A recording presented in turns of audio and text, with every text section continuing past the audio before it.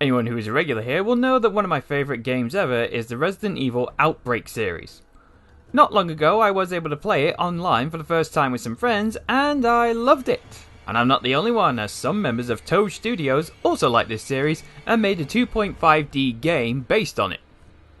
Whisper Mountain Outbreak is a horror game where you and your friends try to survive against hordes of supernatural enemies as you aim to complete the objective of each level by the skin of your teeth most of the time.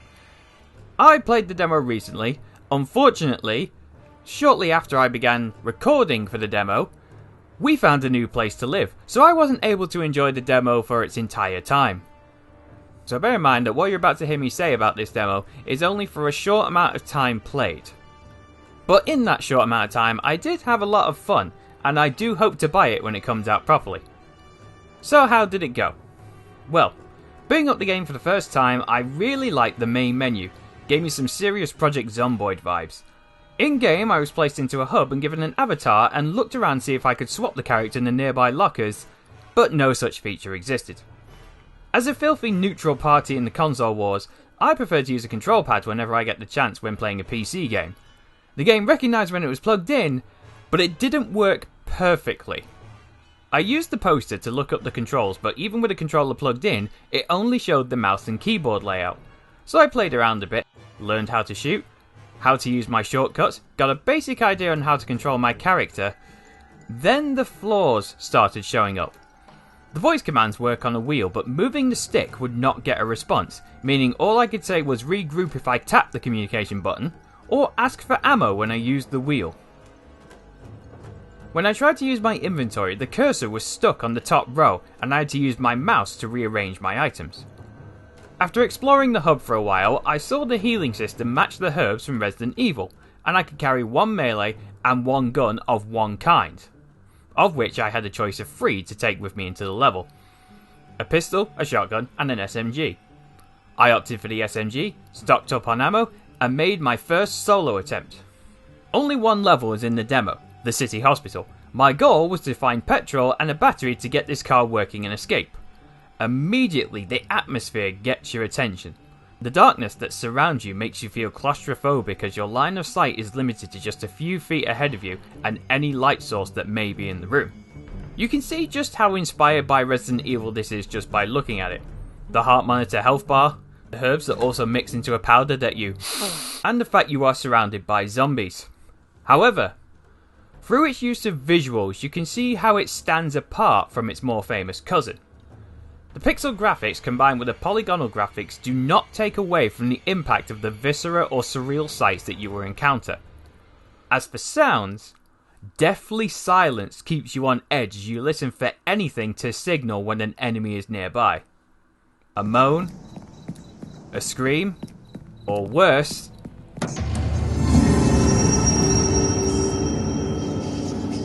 a stinger. As soon as you hear that sound, you will have a short time to prepare yourself as a horde is on its way. And then when the music pauses,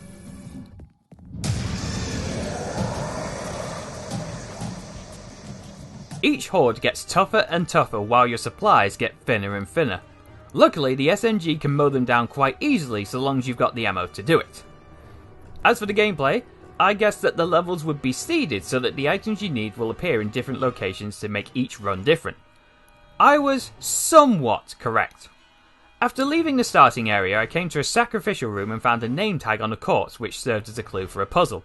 On the right, I found a machine where I need to enter a 4-digit code, and who'd have thought? It was the code that I saw on the name tag literally 7 seconds ago. Doing this on a different run, the number changed. In my experience, key items and regular items could be found in the same places, but very few ever changed. You'll also have to solve puzzles to advance, and the clues for them will be in the same places, but the solutions will change every time. So even if you do fail the level, you'll have a better idea of how to approach it next time and catch up to where you died. Which is both a gift and a curse. True that when set up like this you can get back to where you died quicker, however, it makes you less tense every time you enter the level. The anxiety and fear that you felt the first time of walking into a room, not knowing what was hiding in the dark, but you needed to go in there so that you could find the item you so desperately needed to escape or survive, gets weaker and weaker until it's gone completely, and then you'll be playing it with as much tension as Dead Rising. Having said that, the Horde Stinger will never not be anxiety inducing, or at the very least, frustrating. Even if you know what you're doing, the game is brutal in its difficulty.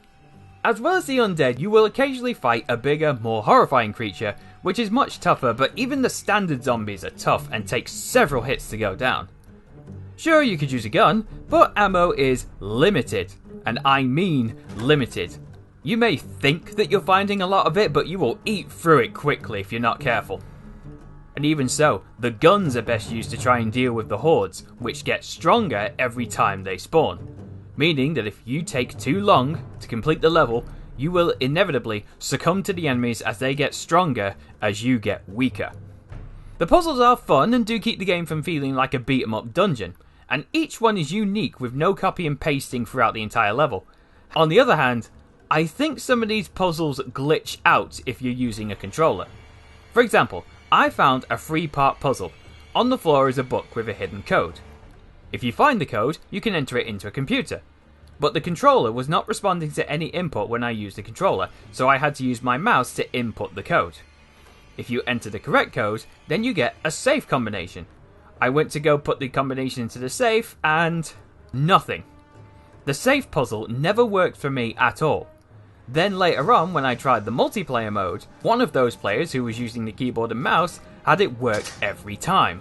I opened it. Despite this, on my very first solo attempt, I almost completed the level but died after having no ammo to deal with the incoming hordes. With my confidence crushed and being reminded that I am incompetent, I decided to try out multiplayer for help. As of the recording of what little I could play in the demo, there is no matchmaking. In its place is a code system. You know who you want to invite, give them the code, they get to enjoy the game. I invited Finn from Living with a Ghost and Kami7 to come and play with me, which exposed me to some problems of the multiplayer. Like single player, you all start off in the hub, you grab your gear, you divide it amongst yourselves. Your inventory shrinks from 8 to 4, possibly even smaller if there's more players. Which makes sense, you need to employ teamwork to carry the key items and divide supplies and so on. We got ready and entered the level. Again, like single player, the key items and such were still in the same places, and it played the same, but there was a few issues that kept hurting the experience. Some of it is minor stuff like graphical glitches, where players shooting their gun don't look like they're shooting their gun, but gameplay glitches were a much more common occurrence. One of which was particularly debilitating, was that melee attacks began to malfunction. Whenever I would try and just do a regular swing with the bat, the game, even after letting go of the button, would think that I'm charging an attack, meaning that by default, my swinging action had been slowed down because the game couldn't recognise when I was trying to attack. There's also some freak occurrences. Seems like I'm stuck in a place where I can't get out. After Kami came back from the other dimension, we tried again, and the difficulty was tough, but we got further every time. I did enjoy what I played, and I'm seriously considering buying it on release, and maybe I will actually get to complete a level. It does feel like it could benefit from more features, like a class system or a character select, somewhere to store your gear possibly, but what it does offer will entertain you for a while. If you want to try it for yourself, unfortunately the demo is no longer available and the release date is yet to be confirmed. But if you want to keep up to date, you can follow them on Twitter, no I'm still not calling it X, or join their Discord. And, disclaimer, no, I am not being paid by Tought Productions to say that the game is good. Thanks for watching everyone, remember you're always welcome at the Spectrum.